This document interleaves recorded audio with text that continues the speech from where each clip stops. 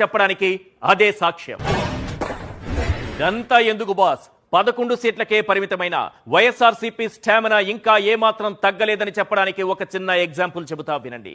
ఇది విన్న తరువాత ప్రతి వైఎస్ఆర్సీపీ కార్యకర్త, ప్రతి జగన్ అభిమాని కాలర్ ఎగరేయకపోతే, స్లీవ్స్ మడత పెట్టకపోతే ఒట్టు. సార్వత్రిక ఎన్నికలు పూర్తి కావడంతో ఎలక్షన్ కమిషన్ దేశంలోనే అత్యధిక ఓట్ శాతం సాధించిన పార్టీల లిస్టు ప్రకటించింది. అదొక్కసారి స్క్రీన్ పైన చూద్దాం. ఎస్, బీజేపీ 35.56% ఓట్ షేర్ సాధించింది.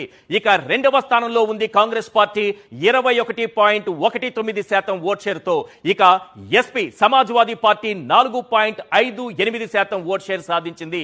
ఆ తరువాత తృణమూల్ కాంగ్రెస్ 4వ స్థానంలో ఉంది 4.37%తో.